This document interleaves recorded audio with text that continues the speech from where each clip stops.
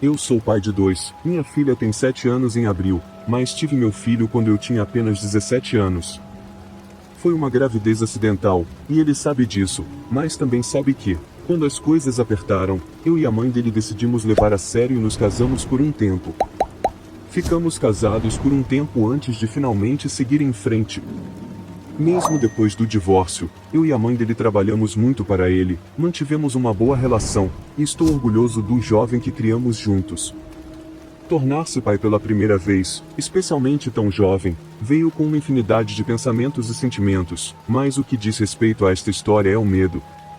A perspectiva de ser pai aos 17 anos era simplesmente aterrorizante, mas mesmo quando aceitei e comecei a apreciar a responsabilidade, aquele sentimento de medo nunca desapareceu. Sempre havia algo para se preocupar, sempre havia algo a temer, fosse doença, dificuldades financeiras ou infortúnios violentos. Preocupava-me que tipo de pai eu seria, que tipo de filho eu criaria e sobre todos os desafios que enfrentaríamos pelo caminho. Minha ansiedade era incessante por muito tempo, até que um dia eu meio que entrei no ritmo.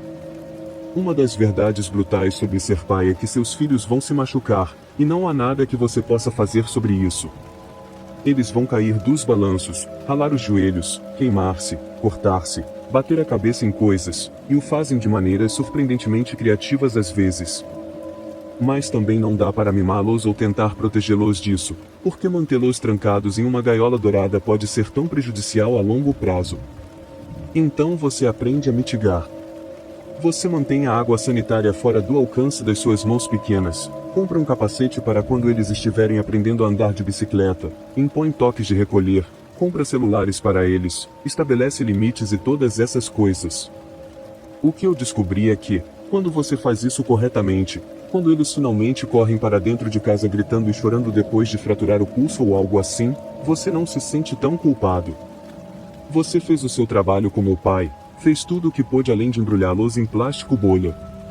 Então, tudo o que você precisa fazer é colocar aquele gesso colorido de dinossauro, levá-los ao hospital e dar um abraço e dizer lá. Mas nem sempre foi assim. Às vezes, algo acontecia que me lembrava o quão assustador e perigoso o mundo realmente é. Durante as férias de verão de 2002, meu filho ficou comigo por 3 semanas em junho e julho, enquanto sua mãe ia de férias para a Grécia com suas amigas. Morávamos bem perto um do outro, o que era muito prático, porque significava que meu filho podia andar de bicicleta até a casa dos amigos dele. Ele tinha 11 anos e estava prestes a começar o ensino médio, então estava numa idade em que eu e a mãe dele estávamos dando cada vez mais responsabilidade a ele para que pudesse visitar os amigos durante o dia, contanto que estivesse de volta a tempo do jantar, que geralmente era por volta das 16h30 às 17h. Então, um dia, meu filho perguntou se podia andar de bicicleta até a casa do amigo dele para jogar PlayStation, e dei permissão. Depois, comecei a trabalhar em um projeto de bricolagem que tinha planejado, sabendo que levaria algumas horas e provavelmente era um pouco perigoso ter meu filho por perto enquanto eu fazia isso. Ele saiu por volta do meio-dia, com seu toque de recolher habitual às 17h, mas ele retornou de forma incomum, pouco antes das 15h. Eu estava no quarto dos fundos, em uma escada, então tudo que ouvi foi a porta dos fundos batendo antes que meu filho corresse para o andar de cima para o quarto dele. Chamei por ele, perguntando se ele estava bem, mas não houve resposta. Então, desci da escada e subi as escadas para ver o que o estava incomodando. Quando entrei em seu quarto, meu filho estava em uma posição muito estranha, encaixado no pequeno espaço entre a cama e a janela, quase como se estivesse tentando se esconder de algo. Como disse, eu sabia que algo estava errado, mas também sabia que era melhor abordar o assunto com cuidado, em vez de diretamente. Comecei com um pouco de conversa fiada, perguntando como foi o dia dele e coisas do tipo. Suas respostas foram apenas rápidas, bom, ok. Então, perguntei o que exatamente ele tinha feito naquela tarde. Meu filho não disse nada a princípio, apenas ficou lá de costas para mim e começou a chorar. Eu meio que me apressei para frente, puxando sua cama para longe para que eu pudesse alcançá-lo e então o abracei enquanto ele chorava. Eu sabia que não conseguiria fazê-lo falar enquanto ele estivesse nesse estado, então me concentrei em acalmá-lo, dizendo que tudo ia ficar bem e deixando-o chorar até que estivesse pronto para me contar o que havia acontecido. Perguntei se ele tinha brigado com um de seus amigos, e ele balançou a cabeça.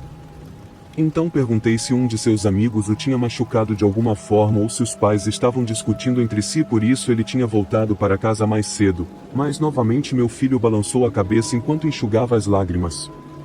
Acho que perguntei meia dúzia de coisas diferentes antes de começar a ficar genuinamente curioso. Ele ainda tinha todos os dedos dos pés e dentes, então como as coisas poderiam estar realmente ruins? Mas então meu filho me contou o que aconteceu, e enquanto ele falava, eu rapidamente perguntei a ele se tinha ido à polícia ou se contou a alguém sobre o que aconteceu, mas meu filho disse que não. Ele estava tão chateado e assustado que só queria ficar em casa comigo. Eu tentei manter a calma, mas por dentro, eu estava fervendo. Como alguém poderia fazer algo tão repugnante com uma criança inocente? Eu queria sair correndo e encontrar esse sujeito, mas sabia que precisava manter a cabeça fria.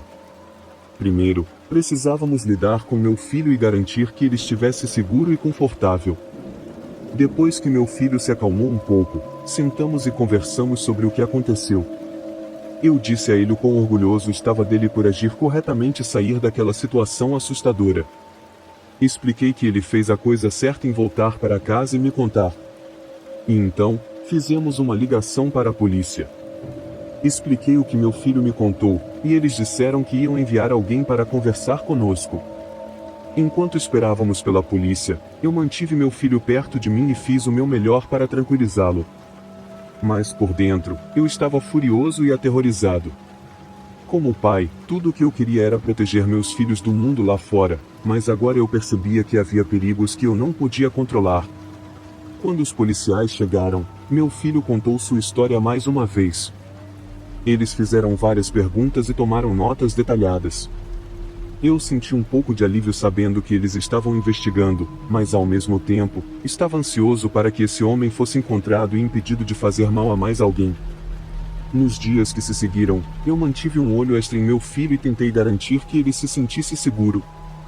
Mas a sombra daquele incidente pairava sobre nós, e eu sabia que levaria tempo para superarmos completamente o que aconteceu.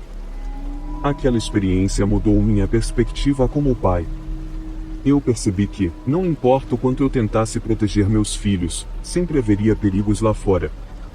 Mas também percebi que, enquanto estivesse lá para eles, e enquanto nos mantivéssemos unidos como família, poderíamos enfrentar qualquer coisa que viesse em nosso caminho. Desde aquele dia, tenho sido mais vigilante do que nunca, sempre atento aos sinais de perigo e sempre pronto para agir para proteger meus filhos. E enquanto sei que não posso protegê-los de tudo, farei tudo o que estiver ao meu alcance para mantê-los seguros e felizes. Afinal, é isso que significa ser um pai. Perguntei a ele se já tinha visto o homem em algum lugar antes e ele disse que sim. Eu realmente não tinha considerado as implicações de uma resposta sim ou não, apenas soltei a pergunta. Mas quando meu filho disse que sim, que realmente tinha visto a pessoa antes, senti uma onda de náusea nervosa me invadir. Então perguntei onde ele tinha visto esse homem antes, mas ele disse que não conseguia se lembrar, apenas que o rosto parecia familiar e ele pensou que reconheceu o casaco que o homem estava usando. Quando meu filho me disse que tudo isso aconteceu menos de uma hora antes, pedi para ele me seguir até o carro lá embaixo. Ele estava relutante, e não me orgulho disso, mas gritei com ele, e ele estava à beira das lágrimas novamente quando estávamos dirigindo em direção à área onde o lago de pesca estava. Dirigimos por cerca de uma hora e, a cada poucos minutos, eu perguntava ao meu filho, "Você o vê? Você o vê?" Mas não adiantou. Meu filho não avistou o homem que se aproximou dele pelo lago, e liguei para a polícia assim que chegamos em casa. Em retrospecto, provavelmente foi o que deveria ter feito desde o início, e suponho que não estava pensando direito quando saí com meu filho para tentar encontrá-lo, mas acho que na época meu maior medo era que a polícia não levasse a sério e que a melhor ação seria enfrentar o cara antes que ele tivesse outra oportunidade de machucar uma criança. Então, os chamei, fui informado de que um policial passaria para conversar comigo e com meu filho, e então esperamos 3 horas para ela aparecer e falar conosco.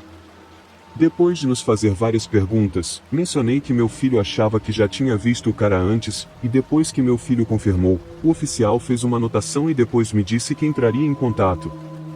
Ela o fez alguns dias depois, dizendo que ela e seus colegas estavam quase certos de que o homem tinha vindo de outra área. Perguntei como eles sabiam disso, e ela disse que, após consultar colegas de outra força policial regional, eles compartilharam vários relatórios sobre um homem que correspondia quase exatamente à descrição que meu filho me deu. Isso foi um pouco reconfortante, mas não muito. Quer dizer, graças a Deus ele não era um sujeito local, mas se meu filho realmente o reconheceu e ele não apenas tinha um daqueles rostos, então havia uma chance de que ele estivesse rondando a área por meses. Infelizmente, não houve prisões ou desenvolvimentos adicionais, mas o incidente desencadeou uma espécie de frenesi de perigo estranho entre os moradores onde vivíamos, mas então não era exatamente uma histeria injustificada. Alguém havia tentado fazer algo inominável com meu próprio sangue, e não tenho certeza se palavras poderiam descrever quão furioso e assustado isso me deixou em igual medida. Todas as crianças na escola primária do meu filho receberam uma palestra de um policial que veio conversar com eles sobre o perigo dos estranhos, e ele e seus colegas do ensino secundário receberam uma palestra semelhante. Naquele setembro, não houve outros incidentes como o que meu filho e seu amigo passaram, e gostaria de pensar que foi por causa do clima na cidade depois. Se ele fosse da área, com certeza teria ouvido todos falando sobre isso, mesmo que morasse na cidade vizinha. Era notícia grande, definitivamente regional, se não nacional, então acho que talvez isso tenha assustado o cara e o mantido quieto, pelo menos por um tempo, e espero que para sempre. De todas as coisas assustadoras que pensei que enfrentaria como pai, realmente considero ter meu filho quase sequestrado ou tocado como uma das piores possibilidades. Então, ter isso realmente acontecendo foi tão surreal quanto aterrorizante. Nunca enfrentei nada tão mentalmente exaustivo em toda a minha vida, e realmente espero nunca ter que passar por algo semelhante novamente. Não desejo isso nem para o meu pior inimigo, e quando digo isso, rezo para que não aconteça com você também. Meu nome é Anastasia e alguns dias atrás aconteceu algo que me deixa doente. Nós nos mudamos para uma cidade na costa leste há cerca de um ano para ficar mais perto da família, tão perto, na verdade, que minha tia, sua esposa e meus primos estão a apenas 10 minutos de caminhada da minha casa. É verdade que estamos bem afastados e quase rurais, apesar de estarmos a cerca de 15 minutos da periferia da cidade grande. Eu estava levando meus 2 cachorrinhos de volta para a casa da minha tia. Minha mãe odeia quando estou sozinha durante a maior parte do dia, então passo um tempo na casa deles e estava realmente aproveitando o meu tempo. Estava frio, mas tranquilo e estranhamente bonito. Cheguei em casa, alimentei meus filhotes e meus 2 pássaros, e fiz uma videochamada com um amigo. Estava conversando com eles e fazendo tarefas domésticas, e admito, estava sendo barulhenta e risonha ao tirar o lixo das latas ao lado da minha casa. Voltei para dentro e deitei na cama, ainda conversando, quando meu pássaro começa a chamar alguém. Agora, qualquer pessoa que tenha um papagaio sabe que eles têm sons distintos para certos momentos. Ela está na minha família há 76 anos e comigo a vida toda, então eu sabia que o som era de alarme ou intriga. Ignorei, pensando que ela estava se vendo no reflexo da janela, e voltei a conversar com meu amigo. Levantei para pegar água e estava de costas para a porta de vidro deslizante, felizmente trancada, quando meu amigo perde o fôlego. Fiquei confuso e pensei que ele estivesse machucado, mas ele me disse para voltar para o meu quarto imediatamente. Eu bufei, mas então vi pela câmera algo que me fez gelar. Havia um homem com o rosto e as mãos pressionados contra a porta de vidro. Era um cara branco de meia idade, com um pullover cinza, calças escuras e um sorriso no rosto. Meu amigo, sempre o melhor em situações de pânico, me disse para não olhar para ele e apenas ir para o meu quarto. Eu estava tremendo tanto, chorando e decidi trancar eu e meus cachorros no meu armário. Meus pássaros ainda estavam enlouquecendo. O inglês não é minha primeira língua e fica ainda pior quando estou chocada, então voltei para minha língua nativa, que ele não conhece. Felizmente, meu amigo assume o comando e me diz que estará aqui em 10 minutos e chama a polícia. Eu estava pensando em correr para o quarto da minha mãe e pegar a arma para, se o cara entrasse na casa, eu pudesse dar um tiro do tamanho de uma moeda no peito dele. Estava debatendo comigo mesma se deveria levantar quando ouço batidas na minha janela. Eram lentas e intencionalmente assustadoras, e meu cachorro estúpido começa a latir. Estava pronta para aceitar minha morte naquele ponto. Eu era uma adolescente em casa sozinha e prestes a morrer. Espere, minha tia deveria estar prestes a sair para o trabalho agora. Enviei rapidamente uma mensagem para ela: M, tem um homem na minha janela, por favor me ajude. As batidas pararam e pensei que havia acabado quando percebi algo que fez meu coração afundar no estômago. Deixei a porta da frente destrancada quando tirei o lixo. Isso só estava piorando e implorei para meu amigo se apressar. As batidas voltaram, felizmente, na minha janela, e só pude fechar os olhos e torcer para que alguém chegasse rápido. Parecia uma eternidade, chorando para outro adolescente que estava quebrando várias leis de trânsito. Nunca antes estive tão grata por ouvir a voz de outro homem gritando do lado de fora da minha casa a 1 hora da manhã. Era meu vizinho enviado por Deus. Aparentemente, sua esposa grávida estava com náuseas e saiu para o deck. De lá, podia ver todo o meu quintal. Ela teve um pressentimento ruim ao ver o homem desconhecido se aproximando da porta e acordou o marido para verificar. Agradeço a Deus todos os dias por ela, porque acho que ela salvou minha vida. Deixei meus vizinhos entrarem na minha casa e minha tia chegou cerca de 4 minutos depois, armada até os dentes, e meu amigo não muito depois. Passei de esqueceram de mim para uma festa improvisada de pessoas preocupadas. A polícia chegou uns 10 minutos depois, como se não tivessem acabado de demorar 30 minutos para chegar ao local. O que diabos é isso? É normal? No lado positivo, meu pássaro não ficou muito alarmado com esse encontro e voltou a comer não 5 minutos depois, e meus cachorros estavam apenas felizes em ver pessoas. Meu amigo tem ficado comigo desde então, e está sendo difícil ficar sozinho em casa, apesar do fato de que uma prisão foi feita. Sou muito grata por meu vizinho ter tido tão bons instintos e por minha tia e amigo terem agido tão rapidamente, porque isso poderia ter acabado muito pior. Recentemente, encontrei este subreddit e decidi compartilhar uma história com todos vocês. Isso aconteceu entre 2019 e 2021, e ainda está comigo hoje. Usarei nomes falsos para mim e para o homem sobre quem estou falando, Maria para mim e Denis para ele. Quando eu tinha 13 anos, conheci alguém no Discord. Ele era engraçado, inteligente, exatamente o meu tipo, também tinha 16 anos. Não sei qual era a minha lógica para achar isso aceitável aos 13 anos, mas eu era estúpida e ingênua, e nos tornamos amigos próximos. Após cerca de 3 meses sem conhecê-lo, contei a ele que tinha sentimentos por ele. Acabamos namorando. Morávamos em estados diferentes, e basicamente éramos apenas amigos, mas tudo bem. Enquanto namorávamos, ele começou basicamente a me manipular. Como uma criança que sempre estava na internet e estava exposta ao kick, eu estava acostumada com esse comportamento e achava que estava tudo bem. Ele me enviava algumas fotos bastante inadequadas, mensagens nojentas e basicamente eu o idolatrava. Eu não podia falar com as pessoas no Discord sem ele estar presente, e coisas estranhas assim. Ele me disse que tiraria a própria vida se eu o deixasse, e como ele sempre estava drogado por estar tão triste. Ele também era incrivelmente racista e achava que piadas nazistas eram aceitáveis. Estou tão brava comigo mesma por não perceber que não estava tudo bem naquela época. Ele acabou me traindo com a ex dele e me jogou fora. Ele parou de falar comigo e disse que não deveríamos mais nos falar porque não estávamos mais juntos, e aqui é onde fica realmente ruim. Isso aconteceu há mais de 5 anos e tenho uma memória meio confusa desse tempo. Novas contas surgiram no servidor onde nos conhecemos. Era um servidor de amigos mútuos, e começaram a dizer coisas horríveis sobre mim. Maria é uma baleia gorda, Maria é isso e aquilo e outras coisas do tipo. As contas tinham nomes como Eder Toca Crianças ou a Baleia Gorda. E eu acabei em apuros com o dono do servidor porque era minha culpa as pessoas estarem dizendo essas coisas, como se eu tivesse mandado eles spam sobre mim ou algo assim. As contas também começaram a me enviar mensagens dizendo para eu me matar, que sou uma baleia, e todo tipo de outras coisas terríveis.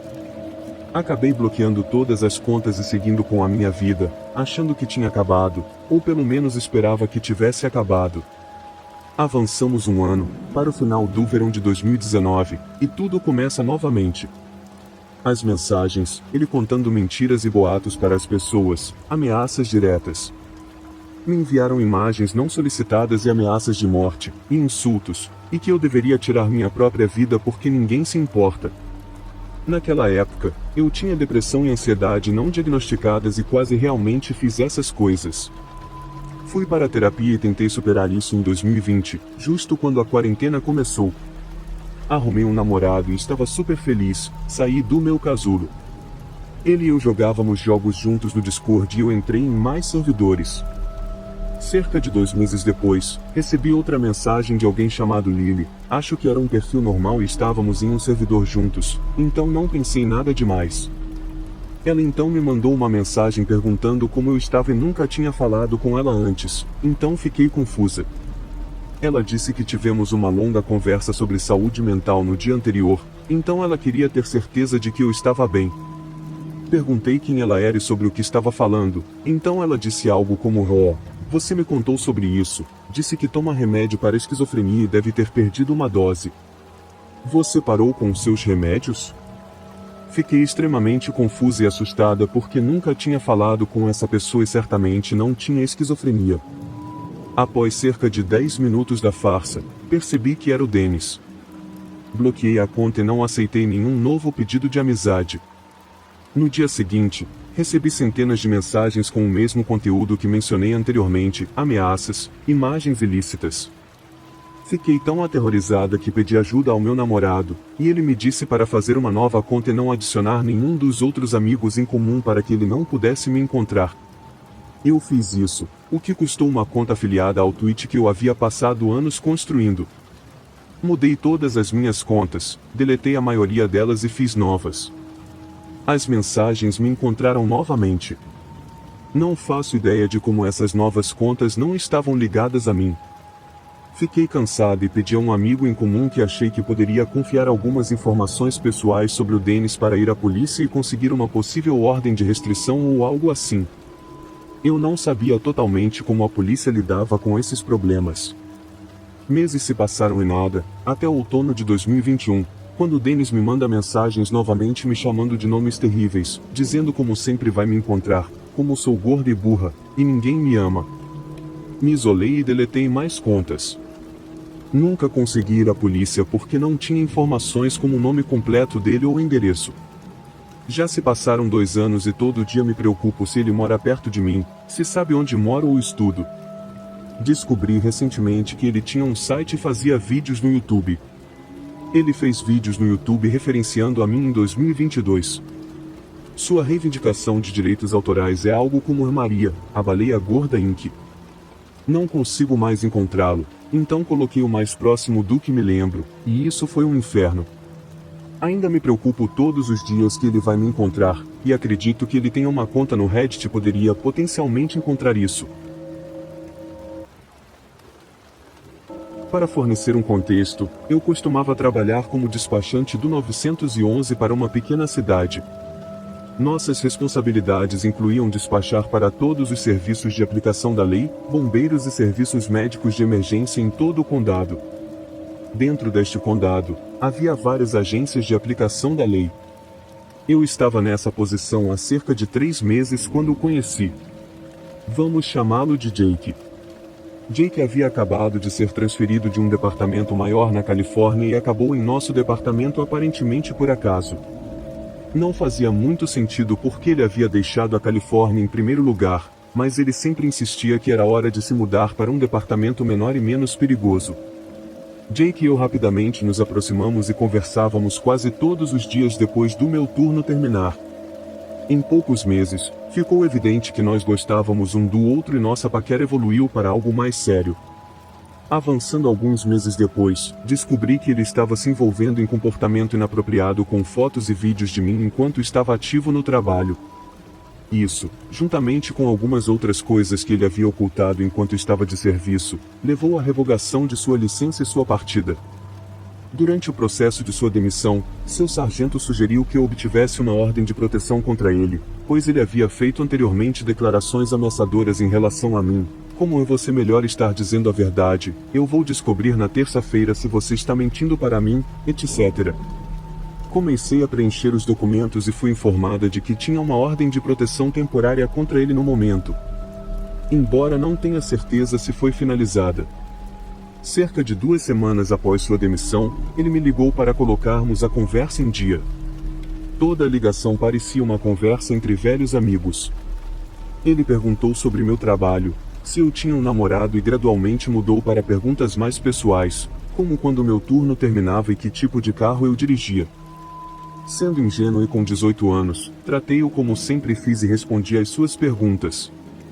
Depois, entrei em contato com seu antigo departamento, conforme seu sargento havia me aconselhado a fazer se ele me contatasse novamente. No entanto, eles rapidamente me dispensaram e não quiseram se envolver. Com isso, decidi bloquear Jake. Aproximadamente um mês depois, recebi uma ligação de um novo membro e era Jake novamente.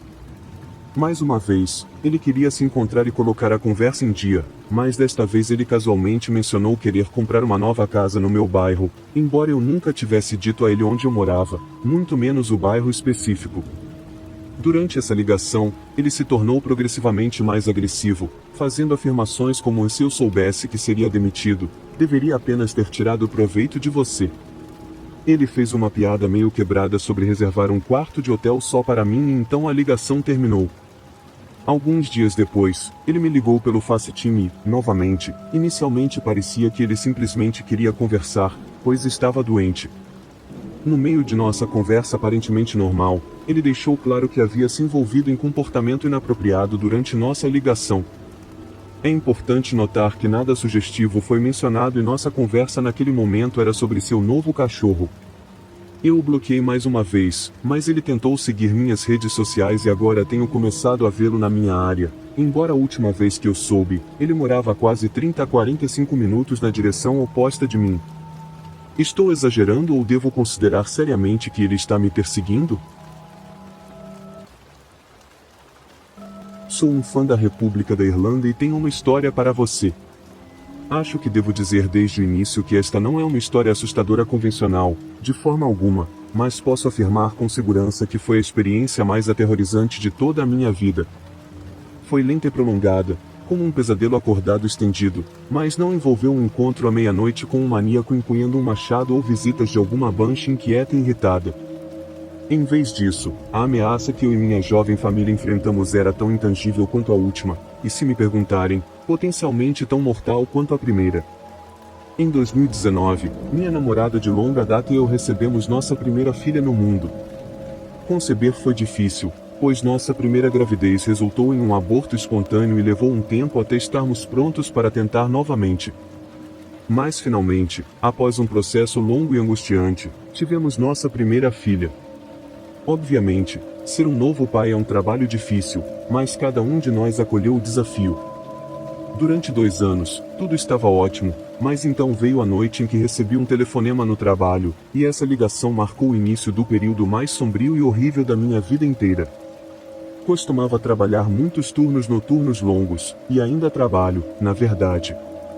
Então, 4 noites por semana, eu estava fora trabalhando em turnos de 12 horas, enquanto minha namorada estava em casa com nossa filha.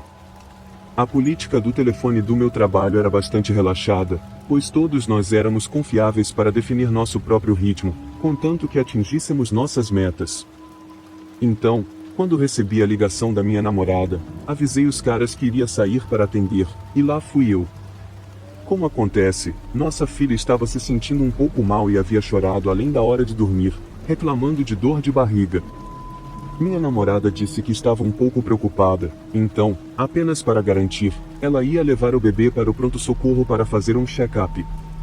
Obviamente, eu estava preocupado, mas como minha namorada estava resolvendo tudo, voltei ao trabalho e tentei manter minha mente no trabalho. Nas próximas horas, minha namorada continuou me enviando atualizações sobre como as coisas estavam progredindo. No início, parecia que as coisas estavam indo bem. Ela chegou ao hospital, esperou sua vez e então uma enfermeira deu uma olhada em nossa filha. Obviamente, eu estava esperando pelo melhor, talvez a enfermeira apenas receitasse alguns antibióticos e depois mandasse minha namorada e nossa filha embora novamente. Mas então, uma hora após minha namorada dizer que nossa filha tinha sido vista pela equipe deles, ela me manda uma atualização dizendo que o check-up ainda estava acontecendo e que a enfermeira parecia estar agindo de forma estranha com ela. Perguntei o que ela queria dizer com isso e ela respondeu dizendo que, quando perguntava sobre as atualizações do que estavam fazendo, a enfermeira dizia: "Oh, está tudo bem, seja paciente, logo estaremos com você." E mais tempo passava e nossa filha ainda estava em uma cabine com as enfermeiras. Minha namorada podia ficar com ela, mas foi instruída a esperar onde estava enquanto a enfermeira ia falar com um médico. Basicamente, percebemos que algo não estava certo e então a última coisa que ouvi da minha namorada foi que algumas pessoas tinham pedido para falar com ela em uma sala privada. Depois disso, tudo ficou quieto por cerca de 1 hora. Nesse ponto, era óbvio que eu estava ficando muito preocupado. A situação ideal era uma visita rápida ao pronto-socorro, então ser levada para uma sala privada para conversar com médicos e enfermeiras me deu a impressão clara de que havia mais notícias a caminho. E eu estava certo. Na próxima vez que ouvi minha namorada, era outra ligação. Na primeira vez que ela me ligou naquela noite, ela parecia preocupada, mas na segunda vez ela parecia arrasada. Ela me disse que nossa filha tinha uma costela quebrada, o que, a princípio, foi realmente um grande alívio, pois eu estava preocupado que ela tivesse sido diagnosticada com algum tipo de doença terminal. Eu assumi que minha namorada estava chorando porque tinha passado por uma situação estressante, e ela estava, mas não era por causa da costela quebrada. Ela estava chorando porque tinha sido visitada por alguém dos serviços sociais. Assim que ela disse essas duas palavras, serviços sociais, os cabelos da minha nuca se arrepiaram. Obviamente, eu não tinha ideia do que eles queriam naquela altura, mas eu sabia que, se minha namorada estava chorando por causa disso, não podia ser bom. E não era. Basicamente, fomos informados de que estávamos sob suspeita de ter causado, acidental ou propositadamente, danos à nossa filha de 2 anos, e que, diante disso, um caso seria aberto contra nós. Então eu perguntei se esse assistente social tinha levado nossa filha embora ou se a polícia estava a caminho para nos prender ou algo assim, mas, surpreendentemente, minha namorada disse que não. Os serviços sociais pareciam bastante satisfeitos em nos acusar de quebrar a costela de nossa filha e depois nos deixar levá-la para casa novamente, o que não fez sentido para mim na época e ainda não faz. Como disse antes, eu estava trabalhando quando isso aconteceu, e quando recebi a notícia de que estávamos sob investigação, não estava em condições de trabalhar, então bati o ponto e fui para o hospital buscar minha namorada. Estávamos em estado de choque total e eram cerca de 3 horas da manhã, então foi um choque tão grande que nenhum de nós conseguiu dormir uma vez que voltamos para casa. Ficamos acordados conversando até recebermos o telefonema da assistente social com quem lidamos durante todo o resto do tormento. Mais tarde naquele dia, algumas pessoas vieram buscar nossa filha. Ela seria colocada em um lar adotivo enquanto a investigação continuasse, e nos asseguraram que ela seria muito bem cuidada. Mas também nos disseram que, se tentássemos interferir, seríamos presos. Dissemos que entendíamos e depois encerramos a ligação e apenas choramos nos braços um do outro enquanto nossa filha dormia lá em cima. Foi a pior acusação possível.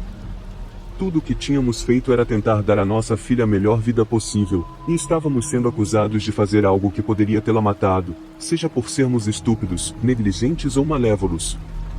Estávamos tão confusos também, porque as costelas de um bebê são bastante flexíveis, não se quebram facilmente, pelo que li, o que significa que uma grande força teve que ser aplicada para causar esse tipo de fratura. Isso nos fez pensar que não tinha sido um acidente. Não tínhamos deixado nossa filha cair e definitivamente não a tínhamos batido. Então, quem fez isso e quando? E esse foi o momento em que fomos visitados por ondas maciças de paranoia. Mesmo que fossemos basicamente considerados suspeitos, ainda tínhamos o direito de saber todas as informações médicas de nossa filha, então fomos capazes de descobrir naquele momento que, quando foi examinada, nossa filha estava sofrendo com uma costela quebrada por cerca de 2 semanas. Isso significava que não era apenas eu e minha namorada que éramos considerados suspeitos, era todo mundo que tinha estado por perto durante o dia em torno dessa data específica, e esse grupo incluía nossos pais, alguns de nossos amigos e todas as espécies de pessoas, e da perspectiva da minha namorada, minha e dos serviços sociais, um de nós era o culpado, e eles assumiram isso até que pudessem provar o contrário. Durante esse tempo, mal comi, mal dormi, e tive que tirar um monte de tempo do trabalho devido ao estresse de tudo isso. Minha fé e confiança em quase tudo e todos foram completamente destruídas e tudo culminou durante uma visita supervisionada que tive com minha filha. 3 pessoas eram permitidas em uma visita supervisionada, o que geralmente acabava sendo eu, minha namorada e minha mãe sempre que ela podia comparecer, mas desta vez a mãe da minha namorada insistiu em ser a terceira pessoa, e quase terminou em desastre. Todos nós lidamos mal com a investigação, mas a mãe da minha namorada lidou pior do que a maioria. Ela já era um incômodo antes de começar, mas aumentou para 11 uma vez que a filha dela foi levada embora. Eu não achava uma boa ideia que ela se juntasse a nós e disse isso para minha namorada antes de sairmos, mas, como eu disse, a mãe da minha namorada insistiu, o que significa que minha namorada não tinha outra escolha, a menos que quiséssemos começar uma discussão. As visitas tendiam a ser bastante informais e sempre estávamos tão felizes em ver nossa filha que sempre era uma grande vibe na sala de observação e as lágrimas quando estávamos juntos novamente. Brincávamos com ela, discutíamos como ela estava indo com uma assistente social e geralmente tentávamos aproveitar ao máximo a visita, que sempre permanecia supervisionada. Mas então, quando minha sogra estava lá, a atmosfera era claramente diferente. Ela não me deixava tocar minha filha, o que, justo, ela não havia há um tempo, mas então, enquanto eu estava acalentando, ela começou a fazer algumas perguntas muito inapropriadas. Ela começou a nos perguntar quem achávamos que havia machucado o bebê. Todos nós fomos avisados por todos, dos serviços sociais à polícia e nossos advogados, para nunca falar sobre o caso ou qualquer coisa relacionada a ele durante as visitas supervisionadas, mas do nada ela nos perguntou quem achávamos que era o culpado. Comecei a dar a ela um olhar como se dissesse para fechar a boca, mas ela persistiu e começou a especular quem poderia ter sido. Ela disse que acreditava que, como uma mulher seria incapaz de fazer uma coisa tão terrível com um bebê tão pequeno, o culpado tinha que ser um homem. Então, enquanto me olhava nos olhos, ela disse que nessas situações geralmente é o pai. Eu não sabia o que fazer comigo mesmo. Apenas me levantei, saí da sala de observação e comecei a andar em volta do meu carro do lado de fora, na tentativa de recuperar minha compostura. Acho que nunca fiquei tão furioso em toda a minha vida, e olhando para trás, é nada menos que um milagre que eu tenha conseguido me manter calmo e me afastar da situação em vez de reagir a ela. Afinal, claramente era isso que ela queria. Ela tinha ou eu tinha colocado na cabeça dela que eu era o culpado e queria garantir que os serviços sociais soubessem disso, ou ela viu toda a situação como uma oportunidade para garantir que eu nunca mais visse minha filha. Ela nunca gostou de mim desde o momento em que eu a conheci, então não me surpreendeu que ela pensasse o pior de mim. Mas fazer uma coisa dessas durante uma visita supervisionada foi simplesmente um nível a mais de sujeira. Era tão ruim que minha ex realmente tomou meu lado nisso e teve uma grande briga com sua mãe depois da visita. Ela nunca mais foi permitida de volta, o que foi um grande alívio. Mas até hoje eu não urinaria nela se ela estivesse pegando fogo. O calvário continuou por alguns meses, a ponto de eu quase me resignar completamente à ideia de nunca mais ver minha filha até que ela completasse 18 anos, e possivelmente até mesmo passasse algum tempo na prisão. Mas então, um dia, quase que completamente do nada, recebi uma ligação da mesma assistente social com quem estávamos lidando há meses. Ela disse que havia entrado em contato com um cirurgião ortopédico especializado que concluiu que nossa filha tinha uma condição óssea não diagnosticada. Essa condição óssea era extremamente rara e se resolveria ao longo do tempo com a dieta certa e suplementos vitamínicos. Mas também explicaria por que um osso da costela, que de outra forma seria flexível, estaria quebradiço o suficiente para se partir sob a pressão sustentada que deixaria qualquer outro bebê ileso. Eu sabia o que isso significava para nós, mas perguntei a ela só para ter certeza, e ela confirmou. Eles estavam retirando o caso contra nós e estávamos livres para buscar nossa filha imediatamente. Acabou tudo assim, e honestamente demorou um pouco para eu perceber. Liguei para minha ex, contei tudo para ela, e depois fui até a casa dela para buscá-la. Dirigimos até o lugar onde nossa filha estava em acolhimento, onde, para ser justo, os assistentes sociais estavam extremamente arrependidos por nos causar tanto sofrimento. Eles nos deram o mesmo discurso que nos deram 1000 vezes, que nunca assumiram qualquer culpa e que é melhor prevenir do que remediar. Mas mal estava ouvindo. Tudo em que estava focado era em levar minha filha de volta para casa, onde ela pertencia. Tivemos o que se poderia chamar de entrevista de saída com uma assistente social, apenas por telefone, mas foi uma maneira surpreendentemente agradável de encerrar tudo. Ela mais uma vez explicou por que fizeram o que fizeram e depois realmente tirou um tempo para se desculpar, não apenas por nos causar toda aquela preocupação e estresse, mas também pela condição médica de nossa filha, que obviamente foi completamente imprevista. Eu a agradeci, perdoei, e então foi a última vez que falamos. Minha namorada e eu ainda estamos juntos e na verdade estamos planejando ter outro filho. Mas por um tempo parecia que o estresse da investigação seria o fim do nosso relacionamento. Estou orgulhoso por termos sobrevivido ao calvário. Foi difícil, mas conseguimos, e agora penso que se conseguimos sobreviver a algo assim, minha pequena família pode sobreviver a praticamente qualquer coisa que nos aconteça.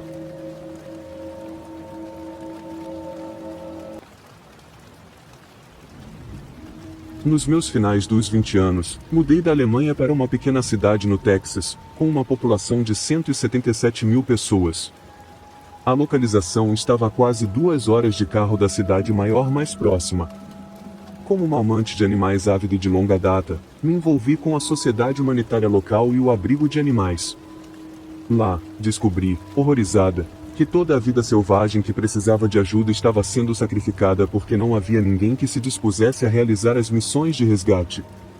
Avançando um ano e, graças ao generoso apoio dos escoteiros, tanto meninos quanto meninas, construí um centro de resgate completo, com recintos, gaiolas e instalações necessárias para obter uma licença de reabilitação de vida selvagem do Estado. Após uma inspeção minuciosa, também recebi ajuda e doações da população local, como cobertores, comida para animais e caixas. Durante uma dessas visitas, conheci Richard. Ele era um típico caipira, vivendo longe na zona rural, dependendo principalmente da caça e do cultivo de sua própria comida. Quando estava na cidade, ele deixava qualquer comida extra que tivesse para os meus animais. Ao longo dos próximos anos, ele frequentemente aparecia para ajudar, cortando árvores, consertando coisas e fornecendo suprimentos. Ele era um bom amigo e gostava de conversar por horas sobre questões pessoais. Richard era um cara rude, embora se gabasse e exagerasse, ele sempre foi respeitoso e educado comigo. Nunca flertou comigo de forma alguma, apenas era um bom amigo, que eu sabia que podia chamar quando precisasse, e vice-versa. Richard era um pai solteiro vivendo com seus pais, que o ajudavam a criar seu filho Rich, depois que a mãe fugiu atrás de algum vício em drogas. Conheci seu filho algumas vezes e o vi crescer. Quando adolescente, eles frequentemente apareciam depois de participar de uma feira de armas, carregando rifles e se gabando de sua coleção de armas.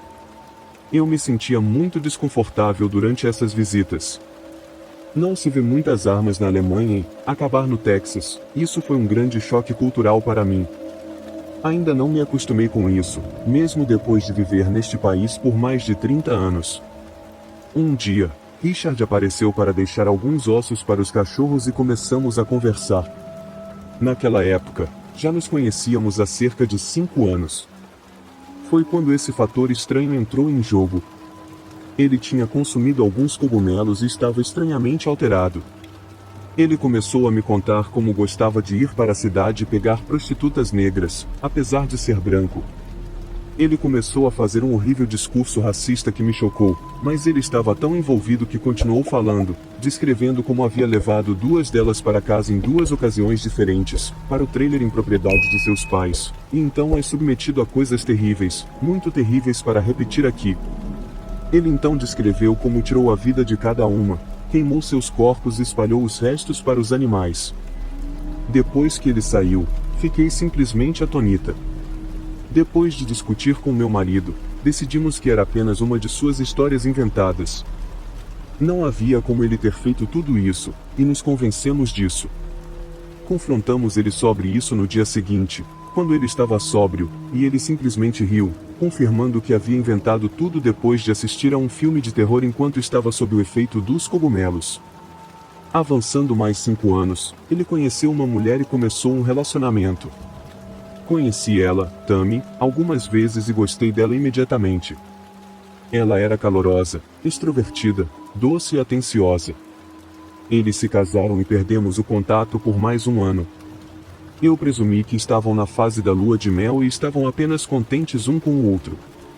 Então, um dia, ele me mandou uma mensagem dizendo que Tammy havia sido diagnosticada com câncer de mama em estágio 4 e meu coração se partiu por eles. Então, mandei uma mensagem para ela, perguntando como ela estava e não estava preparada para o que ela me contou em seguida. Pouco depois de se casarem, Richard mostrou suas verdadeiras cores. Ele começou a abusar dela, controlá-la e, eventualmente, a manteve confinada ao trailer contra a vontade dela. Ela não ousava pedir ajuda e tentou fugir porque ele prometeu acabar com ela se o fizesse, e ela não duvidou nem por um segundo disso. Para piorar tudo, ela disse que Richard se recusou a pagar pelo seu tratamento de quimioterapia e literalmente a proibiu de fazê-lo. Ela disse que decidiu fazê-lo mesmo assim e iria para a clínica no dia seguinte. Prometi a ela que falaria com Richard naquela época e veria qual era o problema. Na manhã seguinte, Richard me mandou uma mensagem, dizendo que acabará de encontrar sua esposa morta na cama. O câncer deve tê-la matado, ele disse. Não houve autópsia, e ela foi cremada em 48 horas, e pronto. Não acho que precise descrever o que passou pela minha mente. Eu não queria acreditar que ele teve uma mão na morte de sua esposa, mas os sinais de alerta eram inegáveis. Ainda assim, não vi nada que eu pudesse ter feito. Confrontá-lo sobre isso e correr o risco de ele se voltar contra mim? Falar com a polícia sobre isso depois que ela foi cremada? Entrar em contato com os pais dela e contar o que suspeitava? Não acreditava que nada disso faria diferença, ou se apenas pioraria as coisas. Então, não fiz nada. Tudo o que sabia era que não queria mais estar perto dele. Felizmente, ele nunca tentou entrar em contato comigo depois disso, e eu certamente não o procurei. Avançando para dezembro de 2021, um amigo em comum me mandou um link para um artigo de notícias. O escritório do xerife do condado de Smith estava investigando a morte de pai e filho em um assassinato. Um homem na casa dos 50 anos, supostamente chateado porque seu pai o havia cortado de seu testamento, atirou e matou seu próprio filho em 14 de dezembro e depois se matou.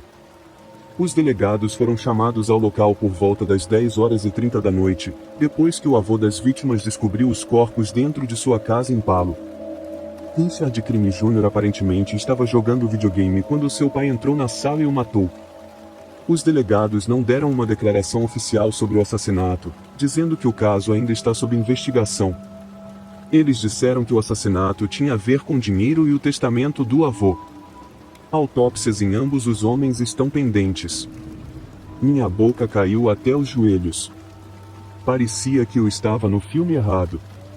Eu precisava descobrir mais para poder processar isso, então entrei em contato com a ex-esposa de Richard, não a mãe de seu filho. Ele foi casado mais uma vez entre a mãe de seu filho e Tammy, e ela nem sabia ainda.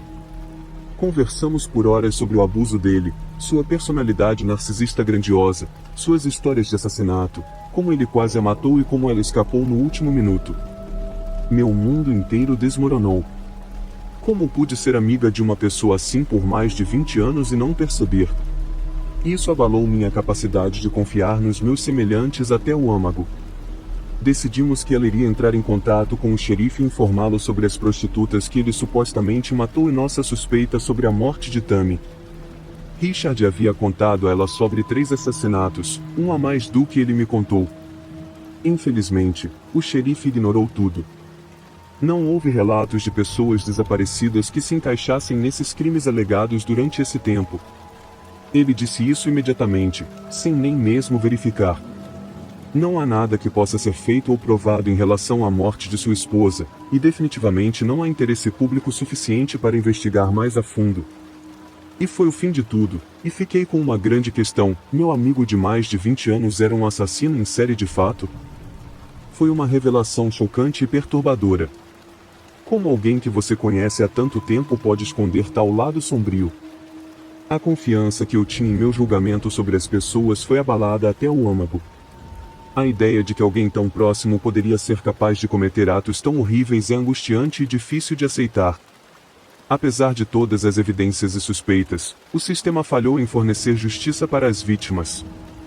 O xerife rejeitou as informações, as autoridades não conseguiram encontrar evidências concretas para apoiar as alegações. É uma dolorosa lição sobre como o mal pode espreitar nas sombras, muitas vezes escapando da justiça e passando despercebido até que seja tarde demais. Essa experiência mudou minha perspectiva sobre as pessoas e me deixou mais cautelosa em relação aos meus relacionamentos. É um lembrete sombrio de que nem sempre podemos confiar na superfície das pessoas e que o mal pode estar mais próximo do que imaginamos. Isso aconteceu há 7 anos e meio, em 23 de junho de 2016, enquanto eu estava limpando minha casa. Eu estava alugando uma casa por um ano e o ano estava quase acabando. Eu não iria morar lá no próximo ano, então era hora de começar a limpar e mover minhas coisas para o próximo lugar. A casa que eu tinha na época era bastante pequena, mas tinha espaço suficiente para apenas eu. Eu morava lá sozinho e acabará de terminar de limpar o quarto, exceto por alguns móveis básicos. Eu passei para limpar a cozinha. Havia bastante armários, tantos que eu não usava muitos deles. Estava olhando alguns dos que eu não usava para ter certeza de que não tinha nada neles. Em um deles, abri e vi algo no canto de trás. Parecia uma camisa ou pano de algum tipo. Peguei e vi que não achava que era meu, mas então movi e revelou uma pequena alavanca branca que mal conseguia ver. O armário estava no canto perto da pia e meio bloqueado pelo fogão. Pensei que era apenas mais um cano, mas parecia um pouco diferente para mim. Entrei e tive que me arrastar para dentro do armário, que era bastante grande. Uma vez dentro, vi que havia uma pequena porta de acesso ao lado, levando para dentro da parede. Não podia acreditar no que estava vendo. Você tinha que estar completamente dentro para ver os detalhes e decidi abrir a porta, que levava a um corredor extremamente estreito com uma espécie de espaço para rastejar. Mas quando fui mais adiante, fiquei horrorizado. Vi que havia comida, bem como várias cobertas, como se alguém tivesse estado vivendo ali. A boa notícia, pelo menos para mim, é que quem estava lá dentro havia ido embora. Tentei entender como alguém poderia estar lá e eu não saber. Eu saía muito de casa por causa do trabalho e outras coisas. Eu simplesmente não sabia como era possível alguém viver ali sem eu saber. Continuei limpando até ficar bastante tarde no dia seguinte, depois do trabalho, continuei. Ainda estava meio chocado por encontrar um quarto secreto na minha casa e decidi olhar para ele novamente. Abri o armário, entrei e puxei a alavanca, assim como no dia anterior, mas desta vez, ao abrir, vi um movimento e então vi uma pessoa por um segundo. Ela fechou a porta imediatamente e eu virei e corri para fora de casa até o meu carro e liguei para a polícia. Estava tão assustado que comecei a dirigir também.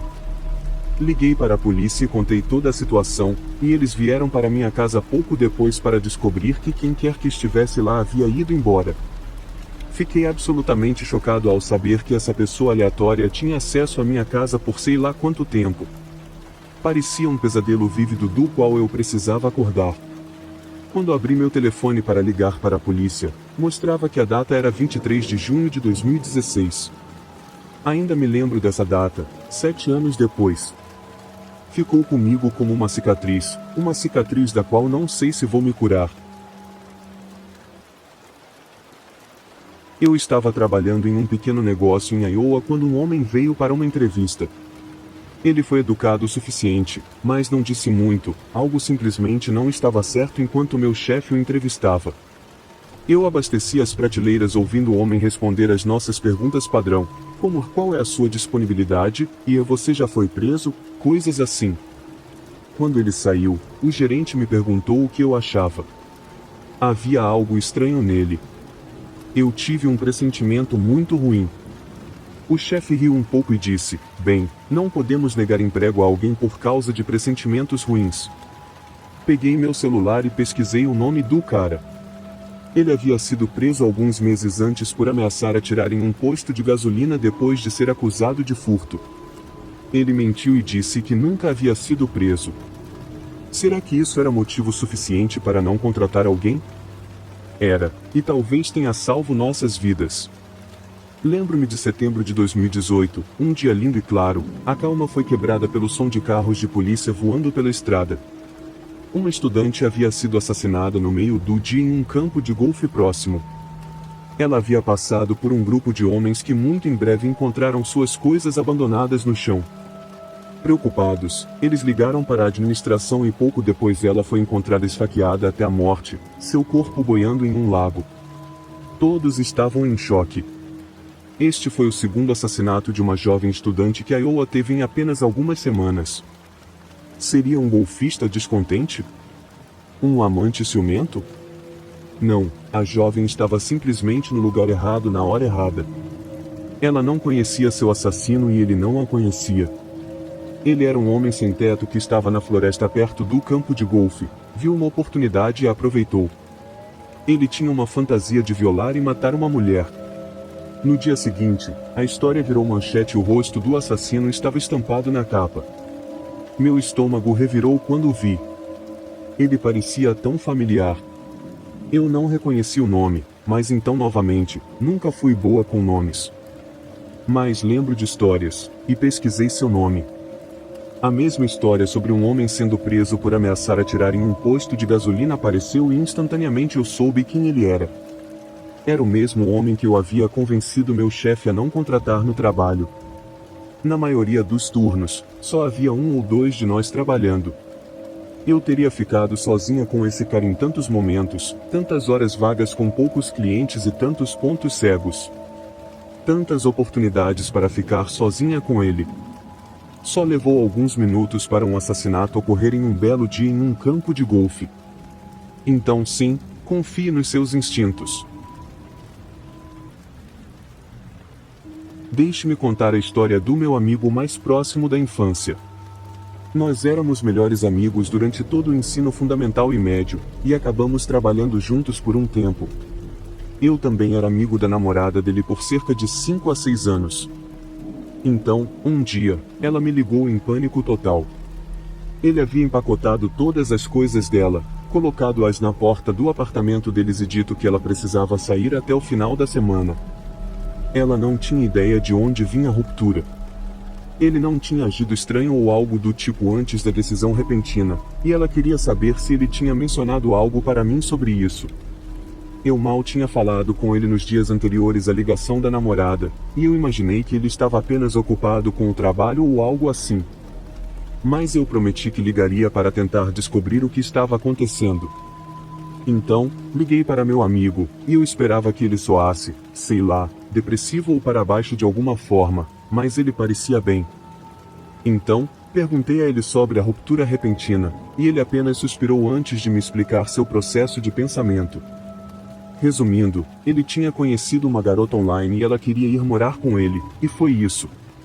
Ele sabia que sua namorada tinha um lugar para ficar porque ela ainda era próxima dos pais, que moravam nos subúrbios, então ele não se sentia culpado por dar alguns dias a ela para fazer arranjos.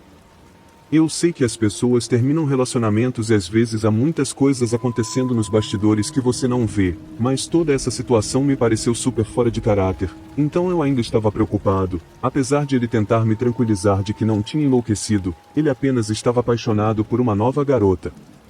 Eu podia entender o que ele via nela. Não era que eu pessoalmente a achasse atraente, ela apenas era o tipo dele. Quero dizer, se você pedisse a ele para desenhar a garota perfeita, o resultado final seria muito parecido com a nova namorada dele. Então, por mais que eu achasse a ruptura repentina meio desumana, eu apenas tentei ficar feliz por ele não estragar a coisa nova dele. Mas logo ficou óbvio que o relacionamento deles era volátil. Eles brigavam muito, mas depois se reconciliavam rapidamente em várias ocasiões. Ele me disse que eles tinham terminado, e eu seria seu ombro para chorar depois que ela o expulsasse do próprio apartamento, mas depois de alguns dias, ele voltava para terminar tudo, eu ligava para ele, e eles estavam juntos de novo. As coisas continuaram assim por um bom tempo, com o relacionamento deles do inferno vacilando à beira do abismo. E então, finalmente, recebi uma ligação do meu amigo tipo 2 horas da manhã, e ele parecia muito mal. Ele não estava chorando nem nada, ele estava apenas muito quieto quando pediu para conversar. Eu disse que sim, assumindo que ele queria dizer por telefone, mas ele estava do lado de fora, no carro, no estacionamento do meu prédio. Perguntei se ele queria subir, e ele disse que não podia, mas então perguntou se eu iria encontrá-lo lá embaixo para conversarmos no estacionamento imediatamente. Eu estava pensando que algo estranho estava acontecendo por que nos encontrar em um território neutro quando poderíamos estar quentinhos na minha sala ou confortáveis no carro dele. Mas mesmo assim, eu disse que sim e desci para conversar. Quando cheguei lá fora, ele parecia que tinha estado chorando, então eu presumi que algo tinha acontecido com a namorada dele.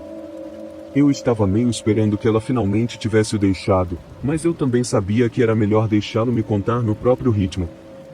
Mas então, quando ele finalmente encontrou as palavras para me dizer o que tinha feito, minha mandíbula quase tocou o chão.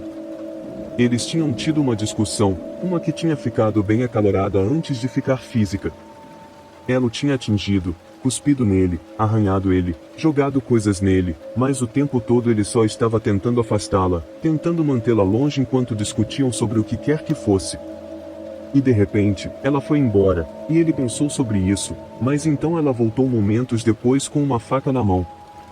Ela deu uma boa estocada nele, e ele me mostrou o ferimento também, esse corte superficial na barriga que ele tinha coberto com alguns desses band-aids adesivos. Mas então ele me contou o que aconteceu depois, ou melhor, ele não me contou o que aconteceu porque ele alegou que não conseguia se lembrar. Ele só sabia que quando finalmente voltou a si, como ele disse, ele percebeu o que estava acontecendo, sua namorada estava morta. Eu então percebi por que ele não queria que eu entrasse no carro dele, e era pelo mesmo motivo que ele não queria que eu falasse no meu apartamento, o corpo da namorada dele estava no porta-malas. Ele não sabia mais o que fazer, então a colocou no porta-malas e decidiu se entregar na delegacia mais próxima. A razão pela qual ele passou lá foi porque ele queria se despedir. Eu não tinha ideia do que mais fazer. Tentei abraçá-lo sem machucar o ferimento na barriga dele e disse a ele que eu sempre estaria lá por ele, e então desejei boa sorte. Eu sei que é estranho. Eu sei que ele acabou de matar uma garota. Mas honestamente, eu simplesmente não conseguia me obrigar a fazer mais nada.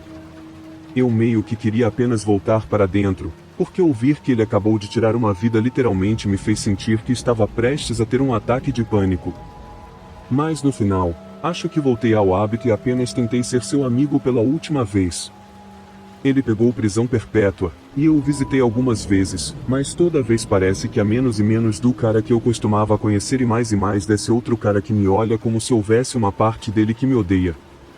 Talvez nós simplesmente não sejamos mais as mesmas pessoas, talvez nossa amizade apenas tenha chegado ao fim, como tantas estão propensas a fazer.